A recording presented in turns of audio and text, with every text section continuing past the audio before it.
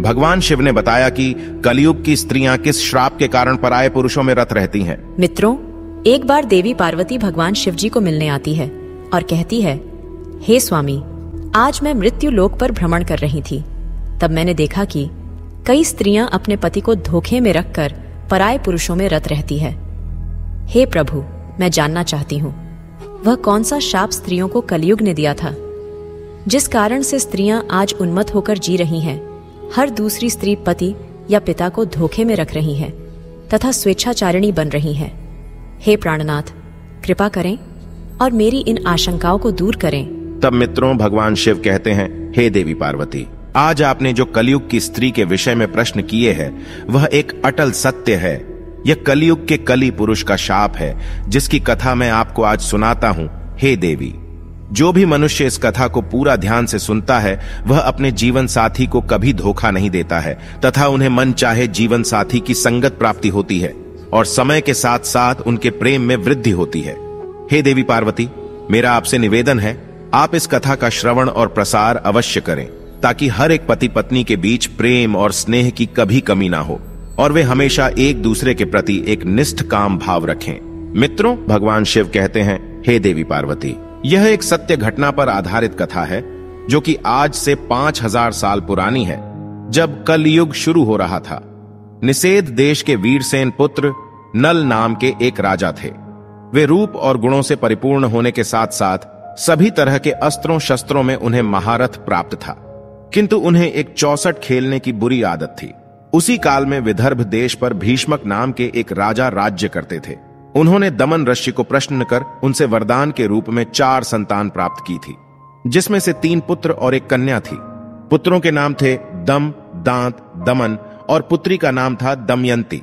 वह देवी लक्ष्मी के समान रूपवती थी। ऐसा भी माना जाता है कि उस समय तीनों लोकों में दमयंती के समान कोई भी कन्या सुंदर नहीं थी।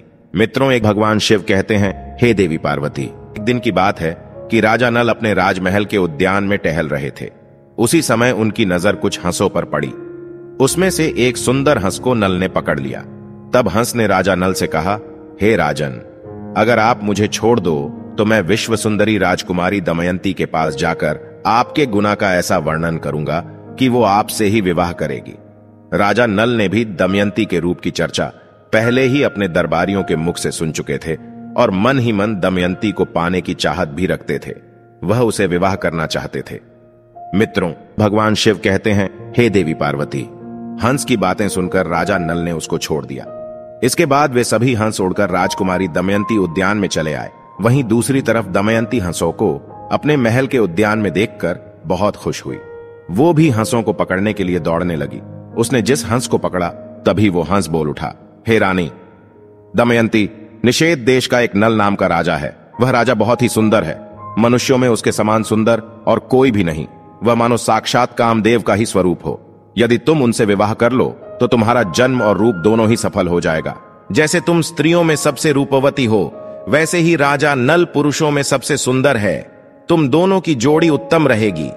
हंसों की यह बातें सुनकर दमयंती के मन में भी राजा नल से मिलने की लालसा जाग उठी। इसके बाद दमयंती ने कहा, प्रिय हंस, तुम राजा नल तक मेरा प्रेम संदेशा पहुंचा दो। मित्रों, भगवान शिव कहते हैं, हे देवी पार्वती, फिर हंस ने लौटकर राजा नल को दमयंती का संदेशा भी दिया। इधर दमयंती दिन रात राजा नल का ही ध्यान करती रहती है। वो उनसे मिलने को व्याकुल हो रही थी, लेकिन उसे समझ में नहीं आ रहा था कि वो कैसे उनसे मिलकर अपने दिल की बात करें। नल के वियोग में दमयंती का शरीर और दुबला होता गया। वह कमजोर सी दिखने लगे। फिर कुछ दिनों के बाद राजा भीष्मक ने सोचा कि मेरी पुत्री विवाह योग्य हो गई है, तथा दमयंती के पिता ने उसके स्वयंवर का आयोजन किया, जिसमें सभी देशों के राजा को स्वयंवर के लिए बुलाया गया। स्वयंवर का निमंत्रण मिलने के बाद सभी देश के राजा वहां पहुंचने लगे। उधर जब देवर्षि नारद से सभी देवताओं को भी दमयंती के स्वयंवर का समाचार मिला, तो इंद्र और सभी लोकपाल विदर्भ देश के लिए निकल पड़े। राजा नल को भी संदेशा भेजा गया, तो वे भी तुरंत ही दमयंती के स्वयंवर के लिए चल पड़े। मित्रों, भगवान शिव कहते हैं, हे देवी पार्वती, नल के रूप को देखकर इंद्र ने रास्ते में ही अपने विमान को खड़ा कर दिया। अपनी राह में राजा नल ने जब सभी देवताओं को देखा तो अपने रथ से नीचे उतरकर उन सबको प्रणाम किया। फिर इंद्र ने राजा नल से कहा, हे वत्स, राजन नल, आप बहुत रूपवान और गुणवान है। कृपा करके आप हम लोगों के दूत बन जाइए। आप हमारे दूत बनकर दमयंती के पास जाएं और कहें कि इंद्र, वरुण, अग्नि, कुबेर और यम देवता तुम्हारे पास आकर तुमसे विवाह करना चाहते हैं। इनमें से तुम जिसे चाहो उस देवता को अपना पति स्वीकार कर लो। मित्रों, यह सुनने बाद नल ने दोनों हाथ जोड़ते हुए देवताओं से कहा, हे प्रभु, मैं एक दूत बनकर वहां कैसे जा सकता हूं, जबकि मेरा और आप लोगों का वहां जाने का एक ही उद्देश्य है। इसीलिए मैं आपका दूत बनकर वहां नहीं जा सकता। आप लोग कृपया इस विषय में मुझे क्षमा कीजिए।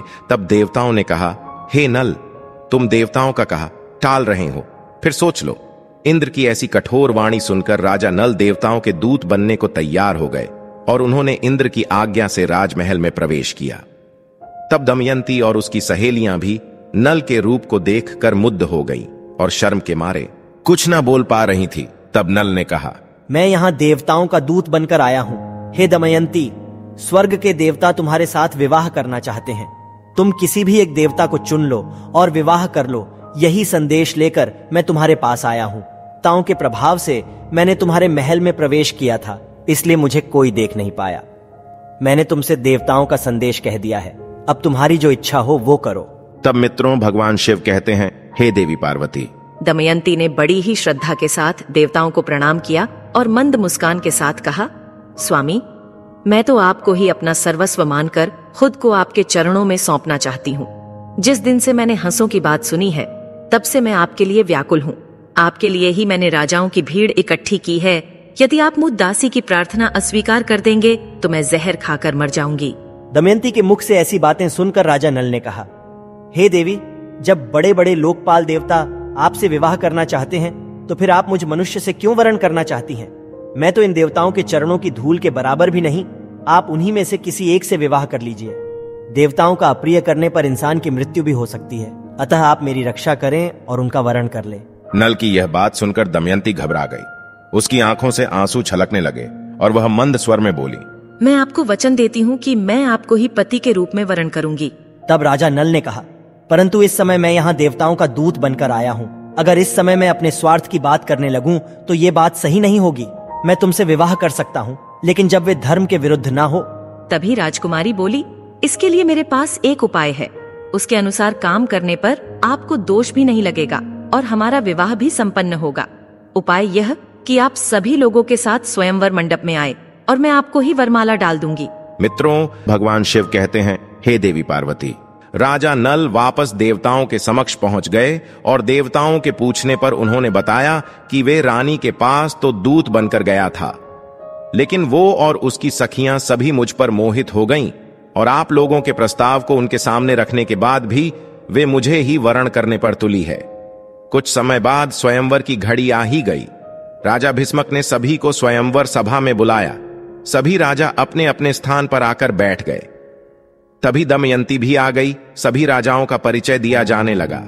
वह उन्हें देख आगे बढ़ने लगी। तभी इसी कतार में दमयंती को एक ही स्थान पर नल के समान हूबहू दिखने तथा वैसे ही वेशभूषा वाले 5 राजकुमार खड़े दिखाई दिए। तब वह हैरान हो गई और मन ही मन विचार करने लगी कि इन 5 में से राजा नल को कैसे पहचानूं। तभी वो समझ गई कि ये देवताओं की माया है और अंत में दमयंती ने निश्चय किया कि इस समस्या से बाहर निकलने के लिए वो देवताओं से ही सहायता मांगने लगी और अपने हाथ जोड़कर देवताओं की स्तुति करने लगी और कहने लगी, हे देवताओं, हंस के मुंह से नल का वर्णन सुनकर मैंने उन्हें ही पति के रूप में वरण कर लिया था और उसी को पाने के लिए मैंने ये स्तुति शुरू की है। कृपा करें आप लोग अपने साक्षात रूप में प्रकट हो जाए, जिससे मैं राजा नल को पहचान सकूं। देवताओं ने प्रसन्न होकर उसे ऐसी शक्ति दी जिससे वह देवता और मनुष्य में अंतर कर सके। तत्पश्चात वह राजा नल के गले में माला डालकर उसका वरण कर लिया।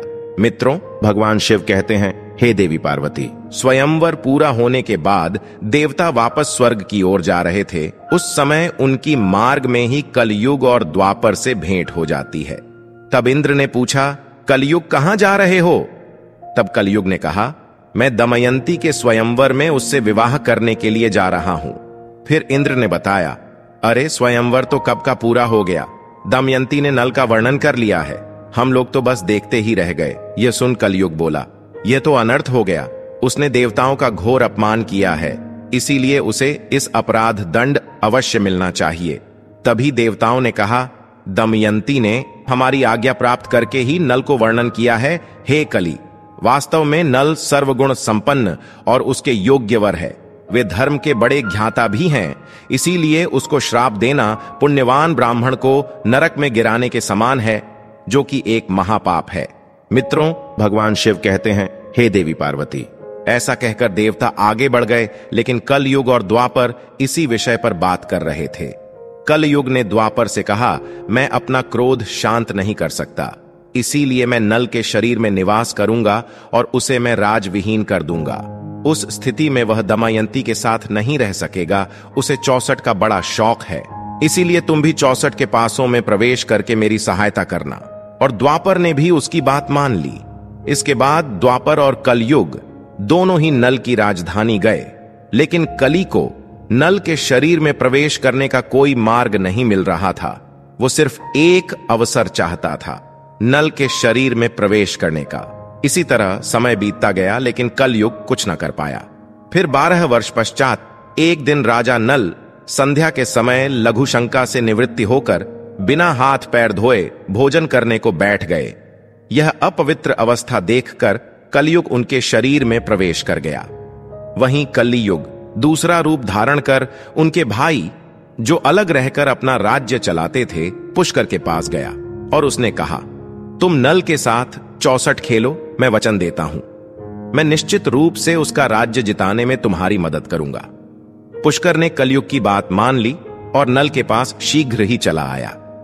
जब पुष्कर ने राजा नल को जुआ खेलने के लिए ललकारा तो राजा नल दमयंती के सामने उसकी ललकार सह न सके। मित्रों, भगवान शिव कहते हैं, हे देवी पार्वती। राजा नल ने 64 खेलने का निश्चय किया। फिर खेल प्रारंभ हुआ। उस समय नल के शरीर में कलयुग प्रवेश कर चुका था और पासों में ट्वापर था, इसीलिए नल जो कुछ भी जुए में लगाते वो हार जाते। प्रजा और मंत्रियों ने राजा को रोकना चाहा, लेकिन वे सब कुछ हारने तक नहीं रुके। जब मंत्रियों ने रानी तक राजा को रोकने का संदेश पहुंचाया, तब दमयंती ने राजा नल से कहा, हे स्वामी, आपकी सारी प्रजा आपके दुख के कारण अचेत हुई जा रही है। इतना कहकर दमयंती भी रोने लगी, लेकिन राजा नल कलयुग के वश में होने के कारण उसकी एक बात भी नहीं सुन रहे थे और जुआ खेलते रहे। द्वापर का पासों पर नियंत्रण था, इसलिए राजा नल जो भी पासे फेंकते थे उनके प्रतिकूल ही पड़ते। जब दमयंती ने यह सब देखा तो राजा नल के सारथी को बुलाकर बच्चों को रथ में बिठाकर कुंडीनगर को भेज दिया। इसके बाद पुष्कर ने राजा नल का सारा धन 64 में जीत लिया और बोला, क्या तुम्हारे पास दांव पर लगाने के लिए कुछ और भी है? अगर तुम दमयंती को दांव पर लगाने के लायक समझो तो उसे भी लगा सकते हो। बदले में मैं सब कुछ वापस लौटा दूंगा। लेकिन राजा नल ने दमयंती को दांव पर नहीं लगाया। मित्रों, 64 में सब कुछ हारने के बाद राजा नल और दमयंती जंगल जंगल भटकने लगे, तो उन्हें भोजन तक नसीब नहीं होता था। एक दिन राजा नल ने देखा कि कई पक्षी उनके पास आकर बैठ गए। उन पक्षियों के पंख सोने के समान चमक रहे थे। नल ने सोचा कि अगर मैं इन पक्षियों के पंख प्राप्त कर लूं तो इनसे कुछ धन मिल सकता है। ऐसा सोचकर उन्हें पकड़ने के लिए नल ने उन पर अपने पहने हुए वस्त्र डाल दिए, लेकिन पक्षी उनके वस्त्र भी लेकर उड़ गया। असल वे में पक्षी नहीं थे।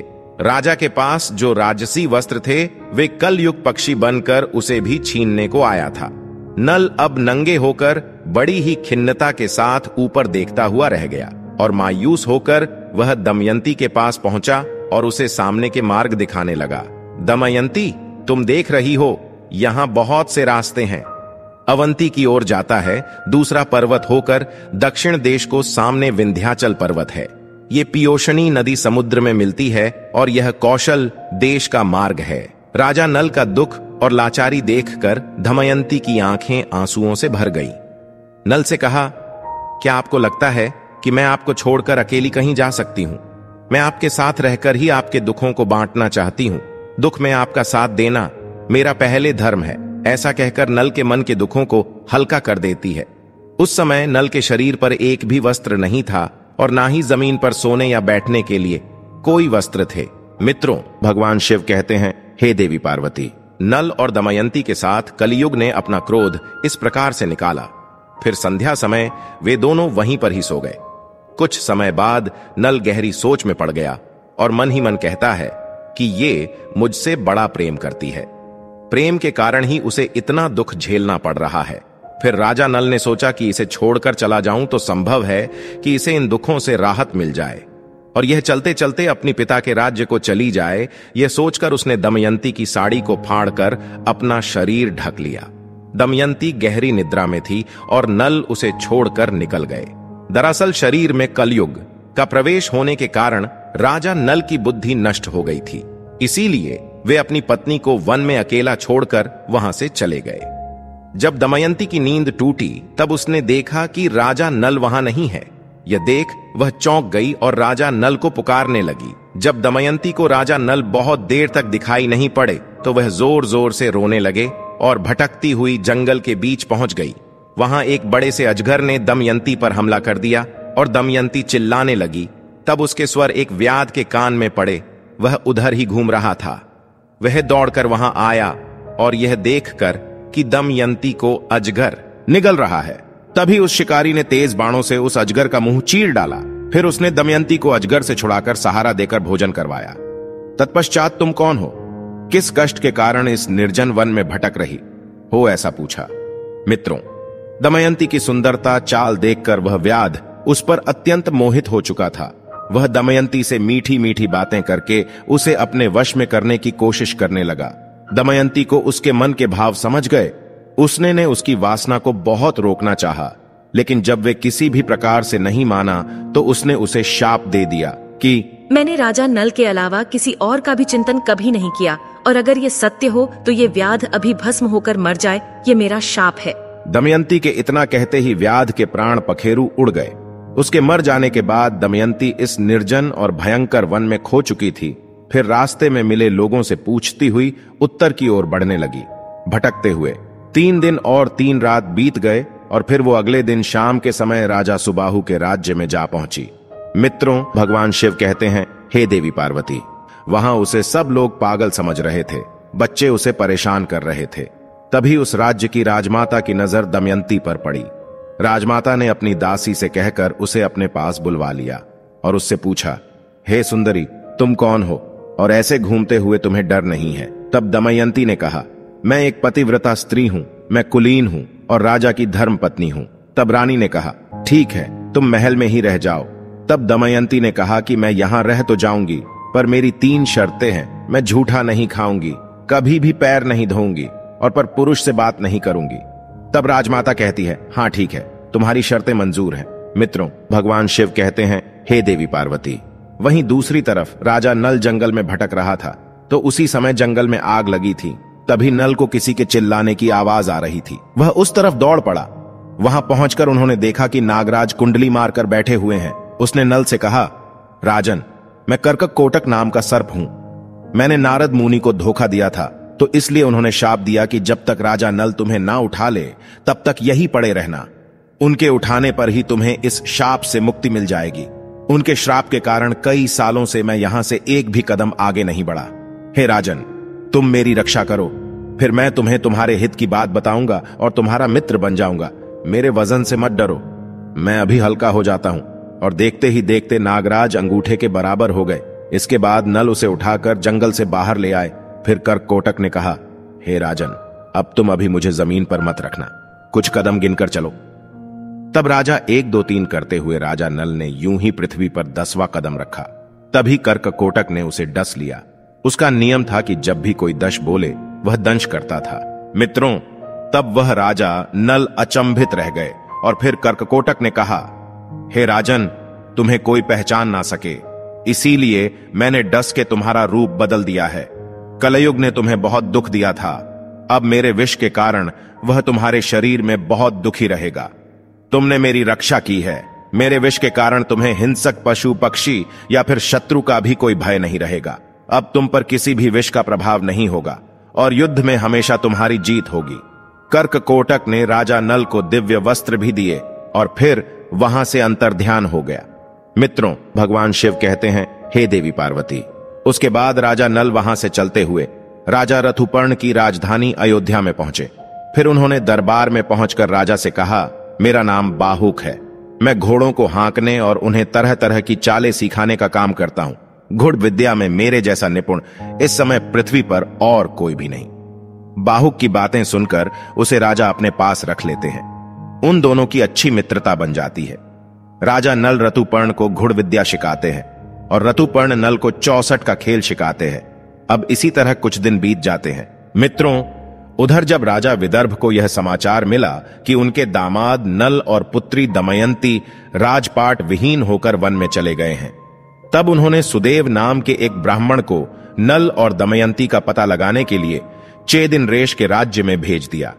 उसने एक दिन राजमहल में दमयंती को देख ही लिया।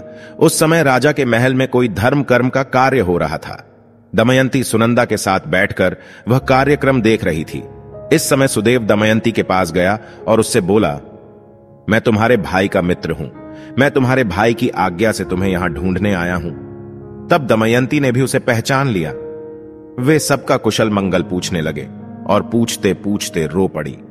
तब सुनंदा दमयंती को रोता देख घबरा गई और उसने अपनी माता के पास जाकर उन्हें सारी बात बताई। राजमाता तुरंत अपने महल से बाहर निकलकर आई और ब्राह्मण के पास जाकर पूछने लगी, हे सुदेव, ये किसकी पत्नी है? किसकी पुत्री है? अपने घर वालों से यह बिछड़ कैसे गई? तब सुदेव ने उनका पूरा परिचय राजमाता को दिया। इसके बाद सुनंदा ने अपने हाथों से दमयंती को स्नान कराया, जिससे उसकी बाहों के बीच का लाल चिन्ह चंद्रमा के समाज प्रकट हो गया।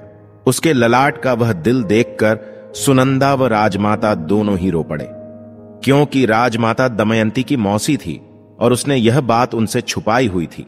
मित्रों, भगवान शिव कहते हैं, हे देवी पार्वती। फिर दमयंती अपने पिता के घर को चली जाती है और रोते हुए गिड़गिड़ाते हुए उनसे प्रार्थना करती है वे उसके पति नल को ढूंढ ले। अपनी पुत्री की बात सुनकर राजा भीष्मक सुदेव को बुलाते हैं और राजा नल की खोजने की योजना बनाते हैं। उस समय दमयंती सुदेव से कहती है, हे सुदेव, हो सकता है कि मेरे पति शर्म के मारे तुमसे ना मिले और गुप्त रहकर अपना जीवन व्यापन कर रहे होंगे। तब तुम उनसे कहना कि वाह रे मेरे प्यारे छलिए, तुम मेरी साड़ी में से आधा वस्त्र फाड़कर चले गए। आपकी दासी उसी अवस्था में आपका इंतजार कर रही है। मित्रों, ब्राह्मण नल को ढूंढने निकल पड़े। बहुत दिनों के बाद एक ब्राह्मण वापस आया। उसने दमयंती से कहा, मैंने राजा ऋतुपर्ण के पास जाकर भरी सभा में आपकी बात दोहराई तो किसी से कुछ जवाब नहीं मिला। लेकिन जब मैं वहां से वापस आने लगा तब बाहुक नाम के एक सारथी ने मुझे एकांत में बुलाया। बाहुक शरीर से अत्यंत कुरूप और उसके हाथ छोटे छोटे थे। वह लंबी लंबी सांस लेकर रोता हुआ मुझसे कहने लगा, उच्च कुल की स्त्रियों के पति उन्हें छोड़ भी देते हैं तो फिर भी वे अपने शील की रक्षा करती हैं क्या? मति भ्रष्ट करने वाला पुरुष उस समय विपत्ति के कारण दुखी और अचेत था, इसीलिए उस पर क्रोध करना उचित नहीं। जब वह अपनी प्राण रक्षा के लिए जीविका चला रहा था तब पक्षी भी उसके वस्त्र लेकर भी उड़ गए। मित्रों, भगवान शिव कहते हैं, हे देवी पार्वती। जब ब्राह्मण ने ये बातें दमयंती से कहीं, उसकी आंखों में आंसू भर गए। रोते हुए उसने अपनी माता को सारी बात बताई। तब दमयंती की माता ने कहा कि यह बात वह अपने पिता से ना कहे। मैं सुदेव ब्राह्मण को इस काम के लिए भेजती हूँ। तब दमयंती ने सुदेव से कहा, हे सुदेव, आप जल्द से जल्द अयोध्या नगरी पहुँचे और वहाँ पहुँचकर राजा ऋतुपर्ण से कहना कि दमयंती फिर से स्वयंवर कर पति का चुनाव करना चाहती है। वहाँ बड़े बड़े राजा और राजकुमार आ रहे हैं और स्वयंवर की तिथि कल ही है, इसीलिए अगर आप पहुँच सके तो वहाँ चले जाइए। जीने अथवा मरने का किसी को पता नहीं है, इसीलिए राजकुमारी दमयंती कल शाम से पहले ही पति का वर्णन करेगी। यह बात सुनकर सुदेव अयोध्या गए और उन्होंने राजा ऋतुपर्ण से यह सब बातें बता दी। सुदेव की बातें सुनकर राजा ने बाहुक को बुलाया और कहा, और हमें जल्द से जल्द विदर्भ देश में पहुंचना है। मित्रों, ऐसी बातें सुनकर जैसे नल का कलेजा ही फट गया और उसने सोचा कि यह संभव नहीं है कि दमयंती दूसरा विवाह करना चाहती है। फिर नल और ऋतुपर्ण शीघ्रता से रथ में बैठकर विदर्भ में आते हैं। घोड़ों की चाल से दमयंती को पता लग जाता है कि हो ना हो इस रथ का सारथी स्वयं राजा नल ही है। जब उसने खिड़की से बाहर झांक कर देखा तो एक कुरूप व्यक्ति घोड़ों की सेवा कर रहा था। दमयंती को पता लग गया कि वहीं राजा नल है। वह दौड़ते हुए उनके पास गई और उसे गले से लगा लिया। तभी बाहुक ने कर्ककोटक नाग के जो वस्त्र पहने हुए थे उसे उतार दिए और पत्नी के सच्चे प्रेम के कारण कलयुग का असर समाप्त हो गया, जिस कारण से वह राजा नल के शरीर से बाहर आता है और दमयंती का पति के प्रति प्रेम भाव देखकर उसे अत्यधिक घृणा हो जाती है। वहीं राजा नल भी अपने पूर्व रूप में वापस आ जाते हैं। मित्रों, भगवान शिव कहते हैं, हे देवी पार्वती, किंतु अभी भी द्वापर युग का काल थोड़ा शेष था, जिस कारण से कली नल और दमयंती को अपने वशीभूत नहीं कर पाया और उसने क्रुद्ध होकर दमयंती को शाप दिया कि हे दमयंती, आज तो तुम मेरे वशीभूत नहीं हो पाई, अपितु मैं कलयुग की नारियों को यह शाप देता हूं। मित्रों, भगवान शिव कहते हैं, हे देवी पार्वती, अब मैं आपके सारे प्रश्नों के उत्तर देता हूं जो कलयुग ने स्त्रियों को दिए थे। हे गौरी, कलयुग कहता है, ये स्त्रियां आलसी बन जाएंगी, देर से उठेगी, पति के साथ ही भोजन करेगी, वे अपनी पति से कभी भी संतुष्ट नहीं रहेगी और गुण अधिक धन की लालची बन जाएगी। अतः कलयुग में स्त्रियों का राज हो जाएगा। हर घर की पुत्र वधू काम के लिए घर से बाहर जाएगी, धन की प्राप्ति होने सवेचाचारिणी बन जाएगी, उन्हें पति से ज्यादा पराये पुरुष अधिक पसंद होंगे, वे सही समय पर विवाह नहीं करेंगी तथा स्त्री को जो मां बनने का वरदान मिला है उसका भी अपमान करेगी और स्वयं बच्चे को जन्म देना नहीं चाहेगी। हे पार्वती, कलयुग की स्त्री कम वस्त्र परिधान करेंगी, उनका प्रेम भी झूठा होगा, बाल कटवाएगी, ठीक से बच्चों और परिवार की परवरिश नहीं करेंगी तथा अपने घर के वृद्ध लोगों को घर से बाहर निकाल देगी। हे गौरी, कुंवारी कन्या जो कि स्वयं देवी का स्वरूप है, वह भी विवाह पहले गर्भवती हो जाएगी। उनका पूजा पाठ में मन नहीं लगेगा, केवल दिखावे के लिए ईश्वर की पूजा करेंगी। किंतु जो लोग धर्म का पालन करते हुए ईश्वर का नाम स्मरण करते हैं, उन्हें मुक्ति मिल जाती है। जो स्त्री पति और ईश्वर सेवा सच्चे मन से करती है, वह देवी समान पूजनीय रहेगी। उन पर मेरा आशीर्वाद सदैव बना रहता है। अगर यह कथा आपको अच्छी लगी तो कमेंट में जरूर बताएं, वीडियो को लाइक करें, परिवार के साथ शेयर करें और कमेंट में हर हर महादेव जरूर लिखें। साथ ही चैनल को सब्सक्राइब करें। आप सभी का धन्यवाद।